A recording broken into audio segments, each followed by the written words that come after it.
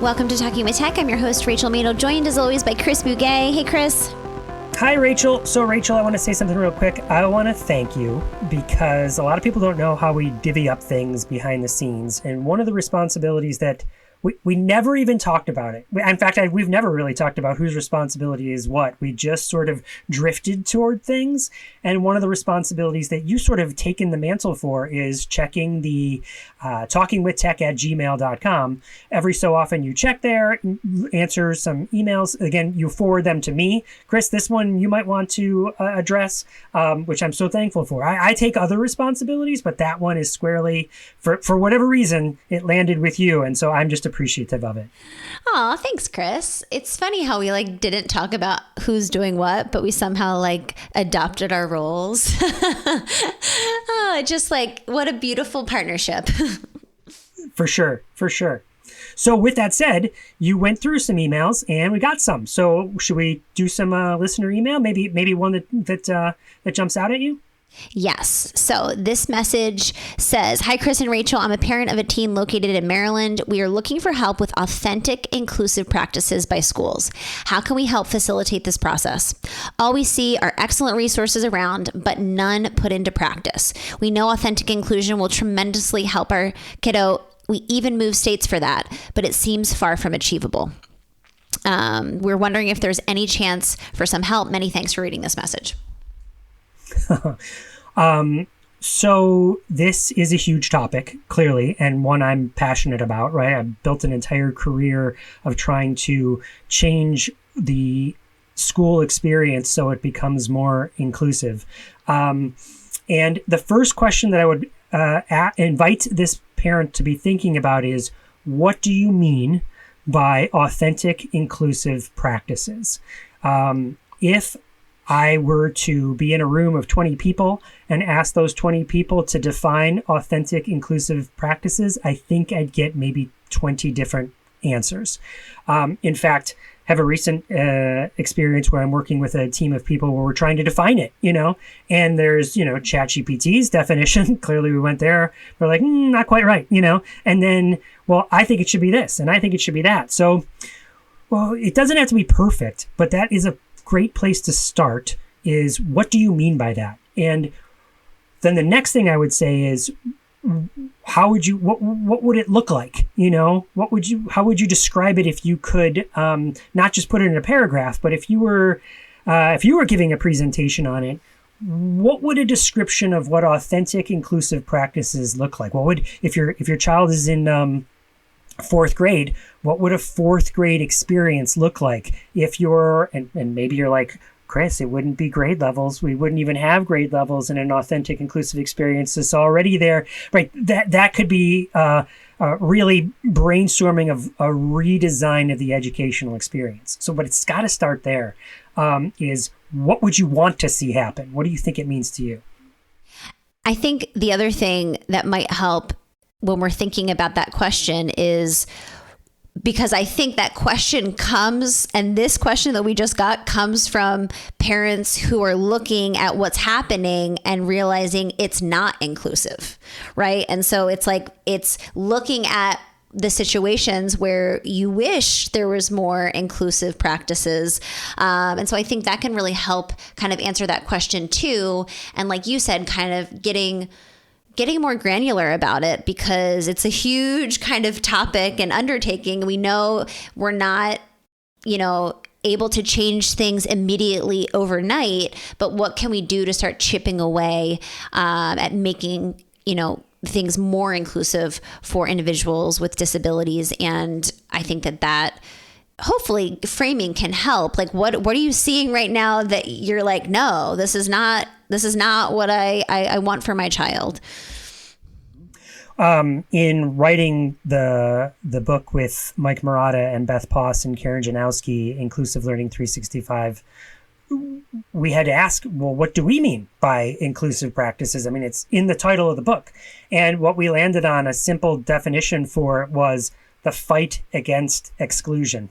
Or I guess other people, if you want to soften it, the struggle against exclusion. But I like the idea of fight because it does seem like such a a strong, powerful word, right? And so we asked this question in some of our trainings and some of our presentations, and we ask people to then say, okay, when you hear someone, and we do it in ours, like you hear someone say a limiting belief, what are some words you use to reframe it? And one I love, I forget who said this in what training, but someone said, oh, so you want to exclude this kid? Who else do you want to exclude?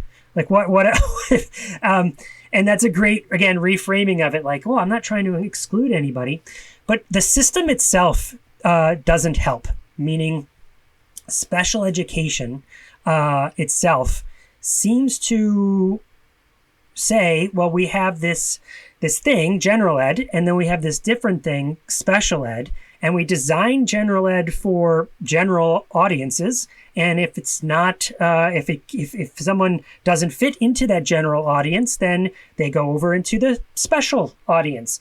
And everyone sort of seems to be okay with that. When I say everyone, I mean most.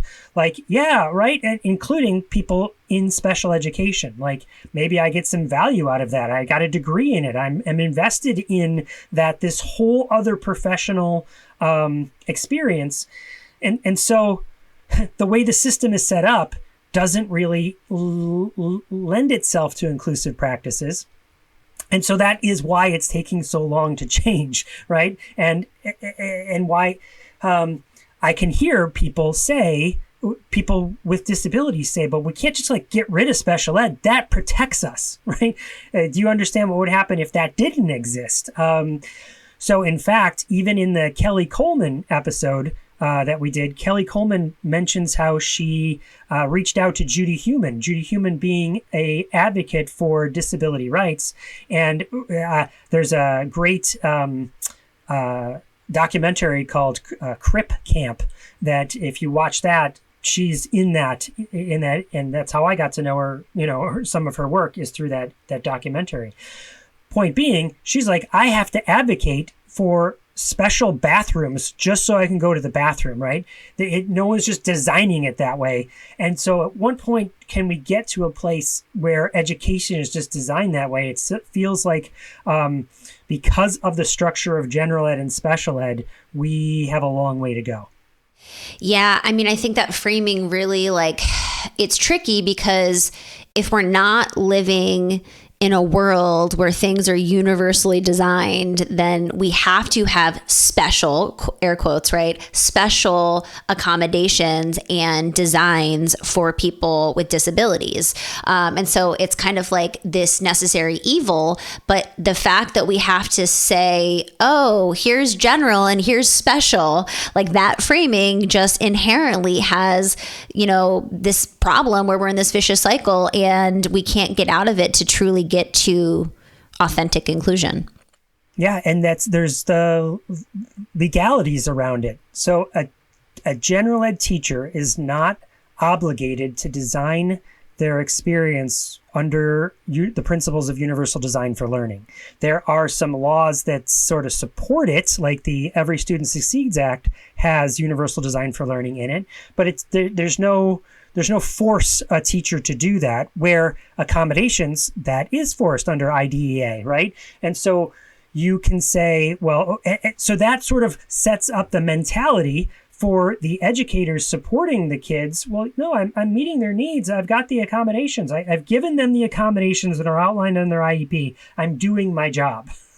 Well, yes, you are, but could we do it even more efficiently? And could we get all the kids that have not crossed the human-made line of eligible versus ineligible, could recognize that that's a human-made line?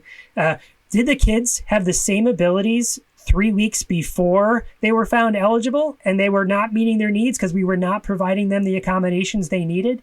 How much further behind, not that needs to be even a thing, like it's not comparison to other people, but how much potential was lost because we weren't providing the structure in a way that it was designed with authentic inclusion in mind.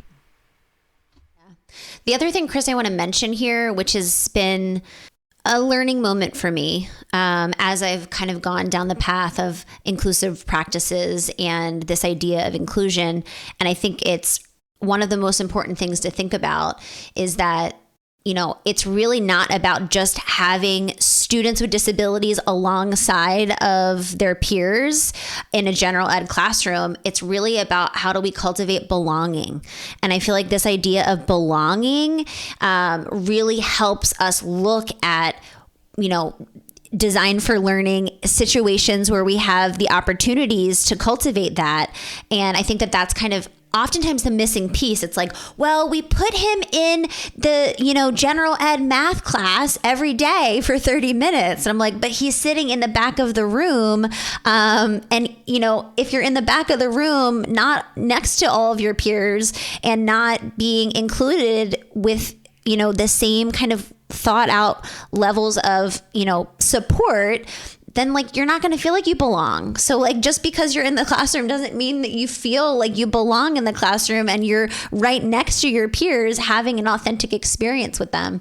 So it's like we obviously have a far way to go, but the reason I bring up belonging, not only I think it's an important thing for people to think about, but for these parents that sent us this message, you know, how can we start with something that we see where maybe it feels like our child's not feeling like they belong and being included? And how can we take one small situation and start to kind of cultivate that, have conversations?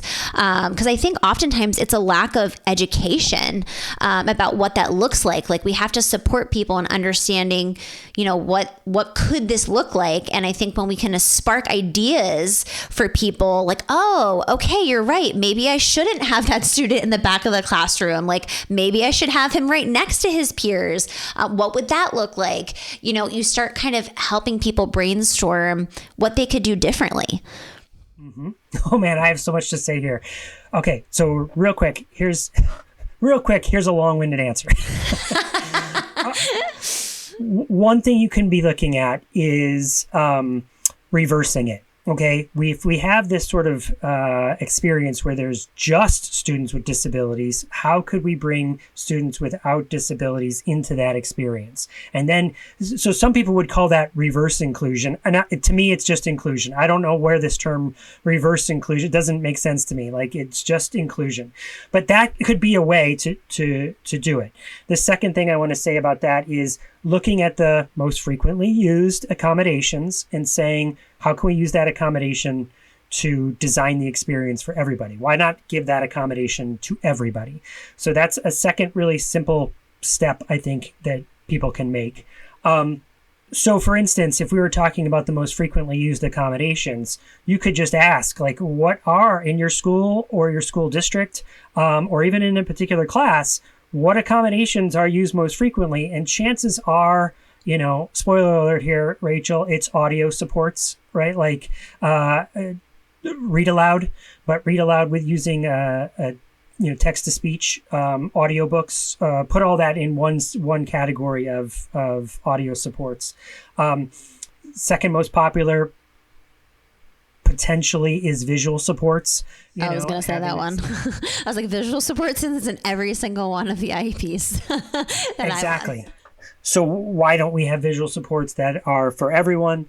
And then third, I think, is small group testing. But let's take that testing part of it out and just say small group. How can we maximize small group instruction rather than whole group instruction? I mean, that's where the sensory becomes overloaded when we're trying to have one person talk to a group of 28 people or more in a room with that in a room that is not really environmentally set up that way. So what if we had more small group instruction?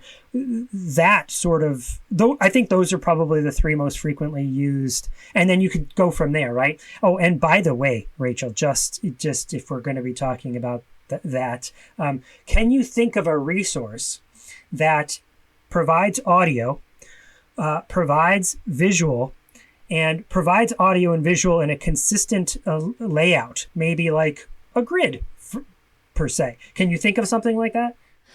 Maybe an AAC system comes to the top of my mind, Chris. Exactly, which is why AAC instead of thinking of it as a tier 3, only some kids get it, how can we make it more inclusive, as if it's on the walls, right? If it's in the hallways, if it's everywhere, if it's up on our interactive whiteboard, then, and we do some instruction for all the kids about what it is, it helps everyone, hurts no one. The last thing I'll say, Chris, is that, again, I'm thinking through the parent lens, because this is a big struggle of parents who want their child to be included, and they're pushing for this in IEP meetings and on, in their school situations. And I kind of see the back end of that, because I also am pushing for those things for my students, and have to kind of sit down with parents and strategize on, how could we really push the needle and move the needle for this. And also in the selection, this family moved out of state to try to better support their child with inclusion. And that's a big question, is like, where do I send my child to school? I'm willing to move. I'm willing to do whatever it takes. And I think that can be really tricky. I think there's specific questions that you can ask as you're kind of looking at different schools to figure out, like, is there a culture of inclusion here? And I think that is like one of the most important things that I share with families as they're going through this process, is like, what like, ask specific questions about inclusion. What does it look like? Like, and if there is a culture of inclusion, people will very easily and readily answer that question. And if they struggle, then that, like, it's not at the top of their mind. It's not at, a focal point of their ethos. And so it, like, is a huge it's a huge piece of information for families as they're kind of going through that process. I love that. I think a lot of people will answer, like, because they think they're being inclusive, like, yeah, we meet everyone's accommodations. Yeah, that's not really what I'm talking about, right? The other thing that's hard there, I mean, I feel for these parents. Maybe they came to another state because they knew, they asked those questions. I did that at the elementary school. But then my kid moves on to middle school, and that's a different school with a different people, with a different culture. And then they're going to be there for 3 to 4 years, and then they go on to high school, and that's a different, right? And then this is kind of the last point that I wanted to make about this, is that the bench is not deep. So you when you're trying to help educators adopt these inclusive practices, come at it from a supportive point of view. Because as a parent, you're feeling the pressure of time, right? Well, I've only got 3 years, right? Yeah, so I need them to do this now, right now. So I'm going to tell you what to do. What you're going to do is do this. And I'm going to write it in a very strong way so that I'm serious about it. And what that tends to do is push people deeper. Their feet get deeper into the sand, and they'll push back against you. So although that's your gut feeling, and man, I know this because I've done it, the better route is, how can I support you? What can I do to help you, save you time for yourself? How can I help you design stuff so you don't have to redo it every year? What can I do to help you save time so you don't have to look up stupid junk on Teachers Pay Teachers? Like if you approach it like, I'm going to try and help you save time, then it also helps my own kid.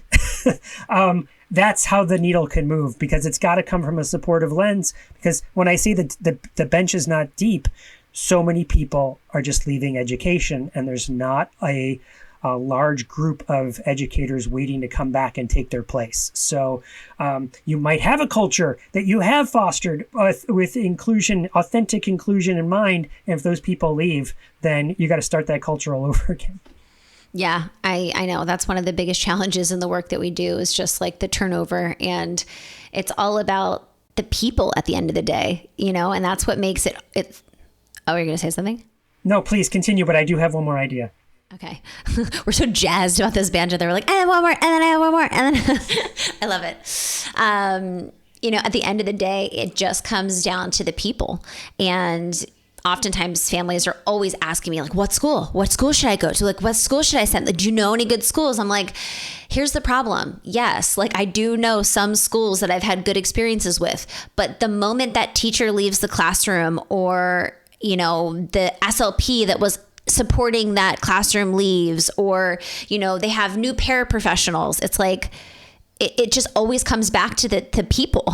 And so people change. So, really to have long lasting and long standing change needs to kind of come from the top down, meaning like the top of a school and the administration and the organization, like they prioritize, educating people around inclusive practices. That's kind of what we're talking about today. And I think that there's ways that you can kind of start thinking through that lens in the work that you do, and kind of advocating on behalf of that. If you are an SLP or a teacher, how can you start having conversations with your administration about that? I have strategy, and then I've finished up with a story. The strategy that so Rachel specifically invited administrators to be thinking about this. So administrators, here's the invitation. Imagine, just do this thought experiment with us. Imagine tomorrow special ed disappeared. The concept of it disappeared. The personnel stayed the same. You still had the same people. They still had the same skill set, but the concept of special education disappeared. The kids are the same. Their abilities are the same, but the concept of special education disappeared. What would happen? Would your teachers, how would they adapt? How would that change? How would their planning change? What would they do with that personnel? What would you do differently with that personnel if suddenly that concept disappeared? So I invite you to think about that, because that, I think, could lead you to more authentic, inclusive practices. And the last thing I want to end is with a story, Rachel. So many, many years ago, I had the opportunity to travel to a different state. It was somewhere out west, maybe Utah or Idaho. I can't remember which one, but somewhere in there. And I was up on stage talking about inclusive practices like this. And at the end, everyone fanned out and they went to their conference, because I was like maybe the keynote. And this dad comes up to me and he says, "Hey, what you're talking about is really important." And I was like, "Oh, good. I believe it is too." He goes, "Let me tell you a quick story. My daughter has many needs, and we went looking for schools, and very much like this parent who wrote us. And I went to a school, and they would show me around. They give me a tour, and they would say, this is how your daughter could be, how we can meet her needs." And then I would go to some schools, and they would say, "We're not sure we can meet your daughter's needs." And I'd go places and I'd hear these different stories from different administrators until I found this last administrator who said, "I don't want your child in my school. I need your child in my school. We want to build all of our culture around how to support a child with the abilities like yours. We want to plan so that everyone can be included. We want to teach the other kids how they can include other people. So stop looking. This is your place." And I was like, I'm welling up listening to this dad's story that he found the place, And so if it happened for him, it can happen for other people too. And as an administrator, don't you want to be that administrator? I feel like I'm going to cry. I really I'm welling up thinking about that. And it's so true. It's can we create a world where everyone feels like they belong and they're included? And I feel like it starts with our youth, and it starts in schools. And I think administrators have a lot of power over that. And man, I wish that we knew who that administrator was and we could have them on the podcast. So tell us about our interview today, Rachel.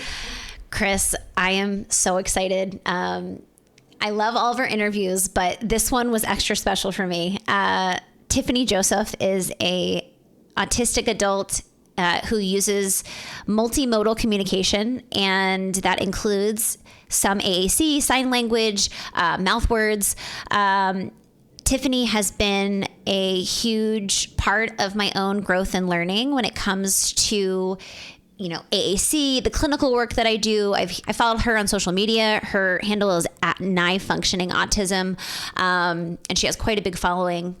And I've seen her present. I saw her at ASHA actually, and I am so excited to share this interview because I saw Tiffany go through the experience of shifting between using mouth words and also using AAC. And we, of course, talk all about that experience.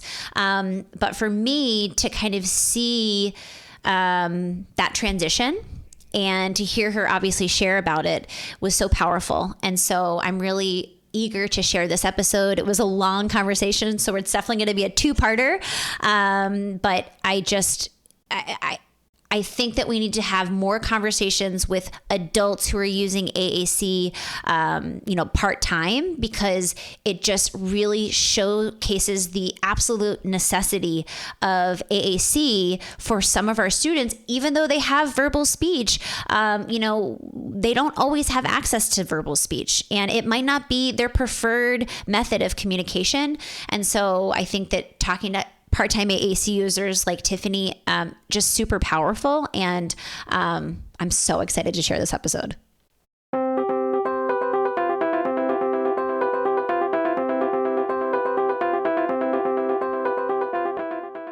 If you enjoy Talking with Tech, we could use your help in spreading the word about the podcast. Please take a moment to leave us a review on iTunes. The more positive reviews the podcast gets, the easier it becomes for others to find it. The more people who find the podcast, the more the word spreads about how to effectively consider and implement AAC. And who doesn't want that? If that sounds good to you, please take a moment and give the podcast a quick review. We'd so very much appreciate it. Now, let's get back into the episode.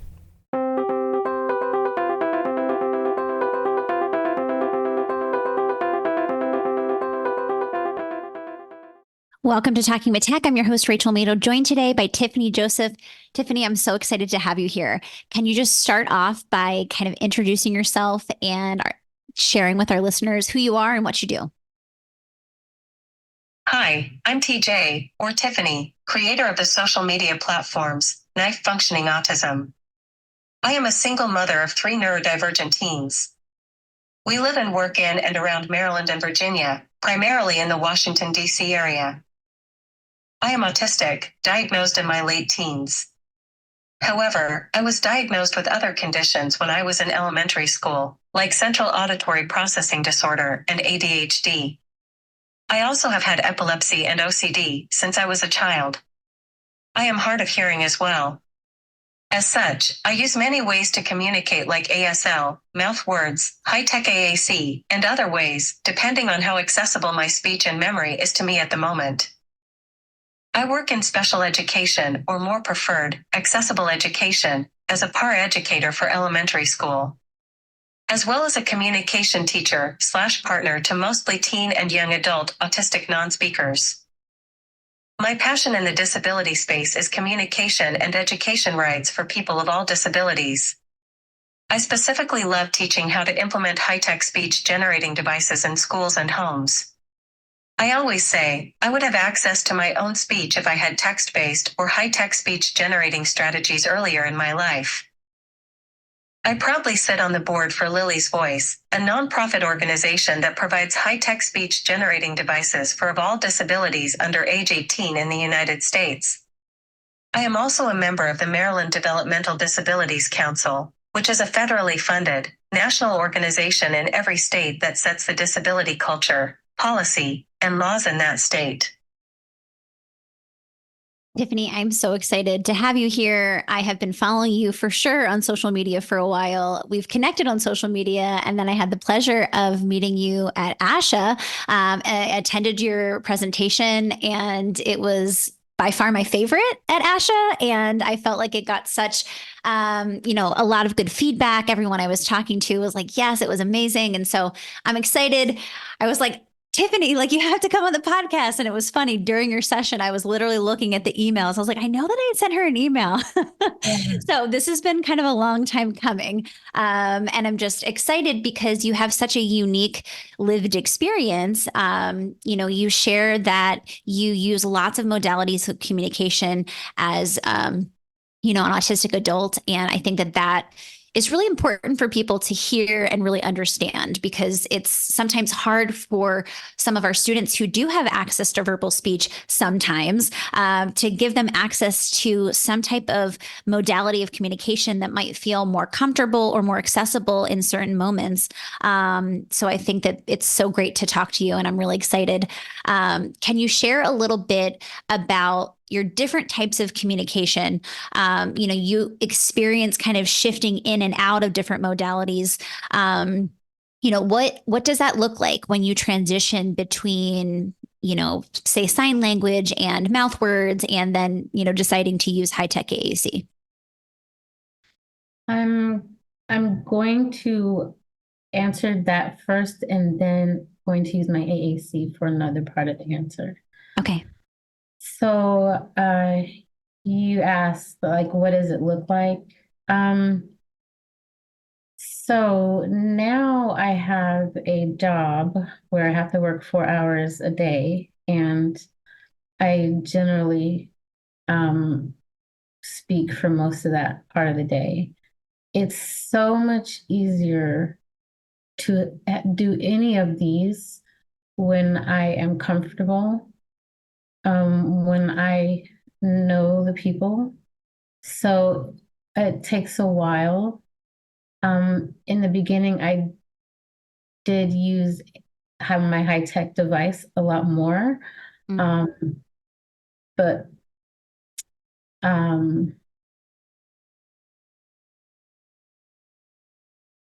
so this is an example.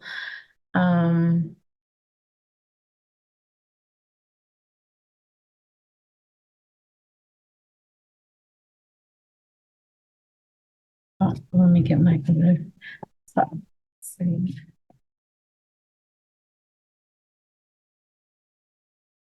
The voice is going to change because I'm using a different app. Okay.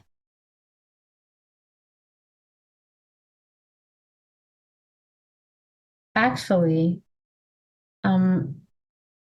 it might not change that much because I have set up a personal voice on my Apple device. Oh, that's a great hack. I like that. Yes.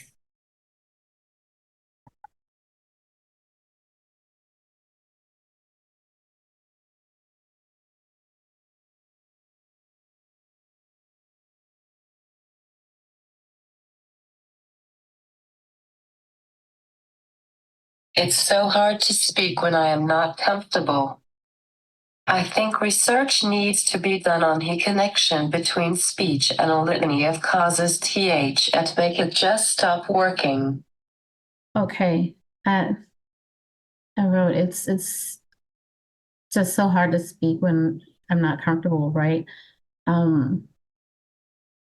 But there's no research on why that happens. What just makes it just, so there are many causes to that. I don't know what's happening now. Like, and that's the thing is when you're little, you don't know you think everybody does that. And then over time you start seeing that people do not. Yeah. Like there are some people that can just talk and talk and talk, and it's amazing. I don't relate, but so yeah, sometimes that can happen. For me, a lot of it has to do with seizures. So I have epilepsy, and I feel like before or after a seizure, I mean, my seizures are no more than 30 seconds. They're like maybe 15 seconds usually or less. But the effects, if I can feel that little 15 seconds coming on, like my whole body feels like weird. I don't have I don't even have words in my brain at that time. So there wouldn't be any ability to speak nothing. And then afterward, I'm just too exhausted. Like it just it feels like talking seems like a big chore. Like it's something that you want to procrastinate doing because it's Yeah. just a chore. Yeah. I wonder how many of the students that we work with feel similarly. And they have a bunch of adults around them saying, like, oh, like, I wish they would just like engage more in this lesson or answer questions when I ask them. And, they just don't want to do it. Or they're, even worse, they're lazy. Right. And I'm putting that in I air hear that a quotes for lot people. Yeah. when it comes to speech. When I was younger, I heard that a lot. Mm. But even yesterday, somebody I know very well said something, oh, you never speak when you're here. That's why nobody knows you. I'm like, well, nobody asked me anything either. But anyway, Yeah. People do point out and not kindly when people are too quiet. Mm. You know. Right. And it almost seems like that's a microaggression, right? Like that's Yeah. like something that does not make someone feel good. And yeah. And why is it necessary that somebody is spurting out noise out of their mouth all day long? I don't Right, right. Yeah, why is that the standard that, apparently everyone's aspiring to? Right. It's a good point. And it's also like there's a judgment there, right? It's like, well, I'm judging that you're not contributing, that you're not, sharing. And that probably doesn't feel good either. Yes, I used to say, and I still do actually, um, it's kind of like sad. I don't want to cry, but um, like just how I am, like makes other people feel lonely, you know? Like, it's like I have to always be constantly giving of myself through speech for them not to be lonely. And yeah, it's like it's never enough.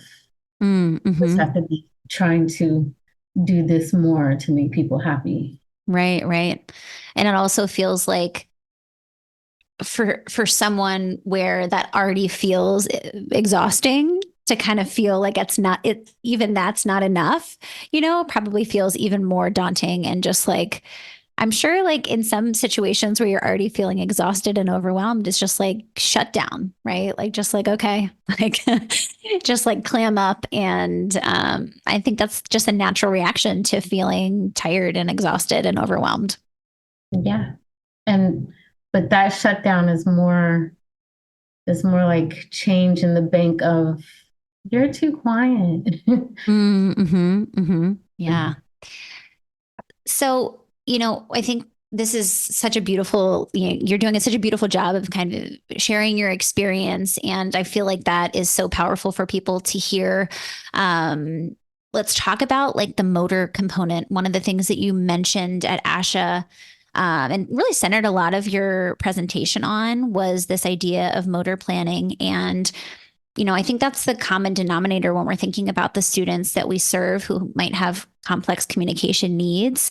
There's always some element of motor planning challenges, which is why, verbal speech is either, hard to come by or unintelligible. And so, can you speak a little bit to this idea of motor planning and how it challenges, our students and the impact on the AAC?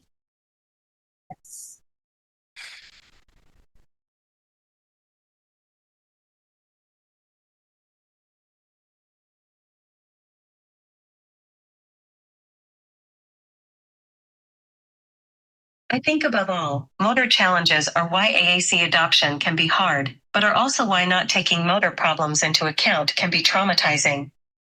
Eyesight generally requires a good fine motor control in being able to scan and track. This is true as well for pointing, hand-eye coordination, and many other ways our language and intelligence is trapped behind so many ways to demonstrate our understanding. So when we are looking at someone trying to use AAC, but not quote-unquote getting it, we usually are failing to meet that person where they are motorically until we can teach them motor skills to do it themselves. Those ways are through AAC tablets, pointing, typing, writing, or many of the above and more skills to truly know what lies behind the motor system. At times, a very faulty motor system and brain-body disconnect. I can explain it like this even better. It's like a car that is extremely unreliable, but you have no choice but to drive it. This car you have been given is more or less your car for life. So, imagine you are driving this car. You know how to work cars, and inside you are an experienced driver. But you were given a car that when you press on the gas and drive, it doesn't do anything sometimes. It just doesn't go forward, no matter how hard you press on the gas pedal. Or maybe it lags and takes off way faster than you thought once the gas finally goes into the engine. Or you hit the brake pedal, but instead, it just lurches forward and takes off, going as fast as possible. You push the brakes down even harder, but this time it reverses very fast instead. You hit the brakes again and it just does donuts, and the wheel turns into a motor loop and no amount of trying moves the steering wheel in the correct way. That's what it's like having a dyspraxic body. Inside your body is an experienced driver, but the movements are one of an unreliable, barely working car. Some people have parts of their bodies that work like this. Some people have entire bodies like this. Dysregulation is also the default due to anxiety. Imagine if you had to drive everywhere in that type of car.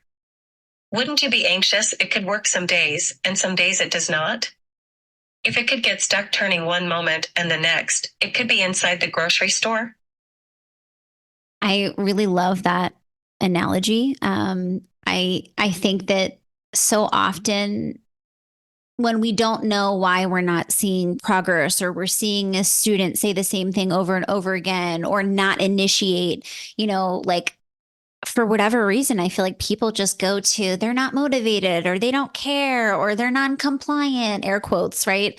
And it's just like, I love thinking about this idea of this unreliable car. Because, and also I love that you shared the anxiety of like, I got to get to work today, but I don't know if my car is going to cooperate. And I feel like that just resonated so much with me, thinking through this lens of motor planning and this, inconsistency or unreliability. And then it's like this vicious cycle where it's like, I'm not sure if my car is going to work. I need it to work. And then I'm having anxiety about that, which means that, I'm potentially getting dysregulated, which means it might work even, less. And so it's just like this vicious cycle that you can get in. And I feel like that's so important for our listeners to really hear and understand, is that, unfortunately, a lot of our students have bodies that, while they want them to work and initiate and communicate and do all the things, it just is not always possible. And I feel like you're the first person that I've heard with a lived experience share that in a way that I think is so easy to understand. So thank you for sharing that. And I think that is such a missing piece for these cases where, students aren't making progress, or they, again, are non-compliant, all these things that we hear. And it's just like, can we go back to this idea of motor planning? Yes, they oftentimes say they as in the students are not understanding what communication device is even for, or they don't know cause and effect. But you have to show cause and effect through your motor system. You have to show interest even in things through your motor system. That's how the world reads if you're interested in something or not. It's always through your motor system, right? Like, yeah, I if I'm not smiling and if I'm walking away from some music, most people will say, oh, that person does not like the music. But really, I process music by moving. So that's actually how I show that I'm liking something. But my motor system can't show the type of interest that other people can, right? Mm-hmm. So, then now people assume terrible things. Mm-hmm. I like that you shared this idea of the expectation on demonstrating that you understand, that you like something. Like everything is really based on motor, and those motor components. And, how many of our students who, we put AAC devices in front of. I'm thinking about one student on my caseload right now. Like she kind of says the same word over and over again. And I don't think it's that she's stimming. I think that she's just in this motor planning loop where she just like, this is what my finger's doing. And this is the first motor plan I learned. I feel like that's a common thing with AAC is that like the first motor plan that a student learns is like that one is repeated. And then you have to know like just from neurology, like the more it's repeated, the stronger the neural network becomes. And then I feel like it's hard to get out of that loop, right? Yeah. Because it's my most practiced motor plan when I have an AAC device in front of me. And so it's like, how frustrating it must feel for that individual to have ideas, to want to share, but to just have a body that's just not cooperating. Yeah. It's like, I don't know how many people are good dancers. But I am a terrible dancer. I can't learn choreography, but I realize now that I'm older that that's not just a me thing. That's like even neurotypical people can't get the choreography, right? Mm-hmm. Or they see something and they have to practice it for a while. Well, it's kind of like that. Like you feel like your body's gonna do one move, and it's like, wow, no, that I tried to be like that dancer, but it did not come out like that. Yeah, yeah. Like that. I can relate to that in some ways. Like I was a cheerleader way back in the day, and I feel like I have good rhythm with dancing, but like when it came to trying to like follow a routine, I always struggled with that. I was just like, it would take me so long to learn it, and everyone else was so far past. I would have to like stay after it, have to like do all this extra work to actually just learn the routine. And I just think that there's people have certain strengths and they also have certain challenges. But yeah, it's like that's a skill and it is something that, is something to practice. But I also feel like we're born with innate abilities and challenges. And it's like, that's just a challenge for me. Like I could keep practicing, but it just like is still a challenge. And so it's like, figuring out ways that we can help support and strengthen certain things. I think that that's the beauty of, neuroplasticity, but also kind of working within our system. And it sounds like you've kind of starting to realize like, okay, there's some things that just are a challenge for me. And from your perspective, it was like, it's neurotypical people also struggle with this specific thing, and so I'm sure it's just been this kind of learning about yourself as you've kind of grown and especially doing all the work that you do in this field, kind of processing like where do I fit in and how do I kind of explain my experience. Yes, I agree. Like learning from neurotypical people and their experiences. I feel like ours are just like degrees. Like the extent is different, but there are some things that neurotypical people, would understand because they go through it. Like not being able to dance, I have found is almost universal. And if you extrapolate that to this being like all your body movements, like brushing your teeth, you can't do that. Or, just trying to get down the stairs or trying to press a button on an AAC device and you can't even get your body to, you go to push it and you end up pushing the device away. Mm-hmm, So it looks like you don't want it. mm-hmm. Yeah. So, we've kind of shared a little bit about, I think the first step for people is understanding and having true compassion for the motor planning challenges of the students that we work with. Is there anything else that we can do to kind of help support that motor planning? Anything that you found in your own work in this field that really helps support that motor piece for individuals? Yes. So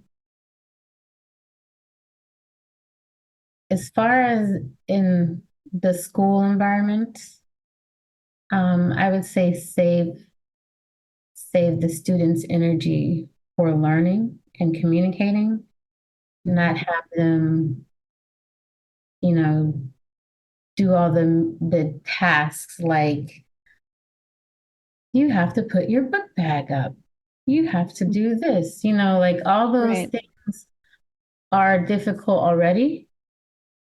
And um, I feel like it's the coordination it would take sometimes will expend them for, more other tasks. Mm-hmm, mm-hmm. Um, it's not like a unlimited well of energy when you have motor planning issues. It's a much more limited well than most other kids outside those classroom walls. Mm-hmm, mm-hmm. I feel like that's such a good point because I feel like even when I think about my own experience, it's like we don't have unlimited willpower, we don't have unlimited energy. And so, taking into consideration the things we are asking students to do, the thing that kind of came up as you were sharing that was this idea of handwriting and how, like, the motor challenges of handwriting really decrease a student's ability sometimes to fully write to the extent that they can think and share ideas. And so I feel like that's an example. It's like a very tangible example of how, like, what are we asking of students? And this comes up when I'm in IEP meetings. I'm like, we can work on the motor components of handwriting, but just know that we likely aren't going to be getting the full extent and breadth and complexity of what the student has to write. And that's where technology, the typing and word prediction, and there's tools that we have at our disposal. So that came up as like this idea of motor planning. It's like if a student is like spending so much energy trying to write their name with a pencil on the top of a worksheet, by the time they actually get to the worksheet, like, are we able, like, have we already like depleted our resources, for the thing that really matters? And so what I'm hearing you say is be really strategic and thoughtful about the things that you're asking students to do, being cognizant that they don't have unlimited resources from a motor standpoint. Yes, yes, that's exactly what I'm saying because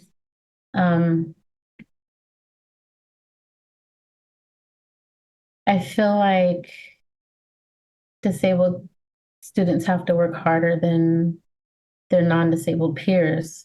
Mm-hmm. Like, I think I'm gonna write in the intro. That's totally fine.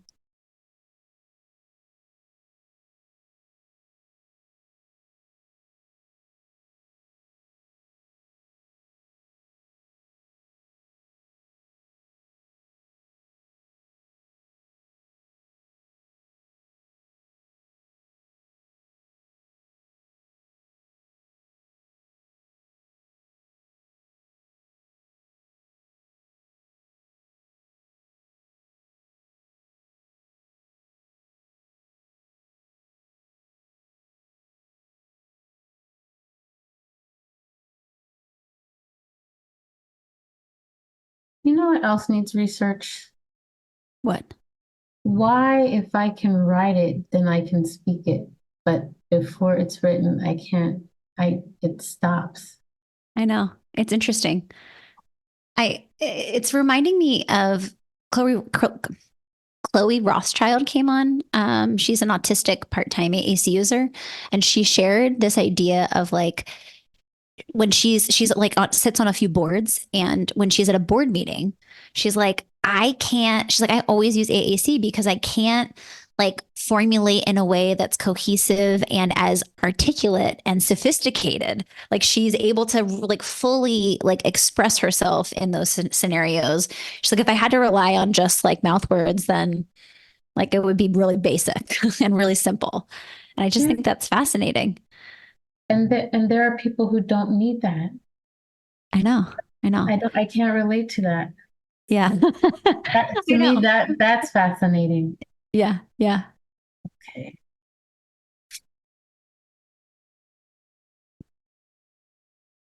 All right, I'm going to change the voice because never mind. Okay. So I have my iCloud storage full. So I don't have my personal voice on my tablet, right? Okay. Yeah. But it is on this, and I just realized I typed it twice just to use my personal voice. So, yeah. It's okay. I think it's important to kind of showcase this. Like, this is what it looks like. Yes.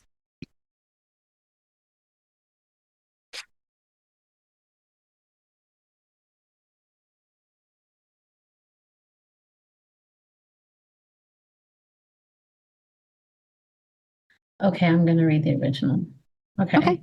I was just saying it is hard for adults, like when we're at home or in class or whatever, to talk and talk and talk and talk to them because, we'll have to do it forever and the kids will, they just, they're kids. They just will take all day.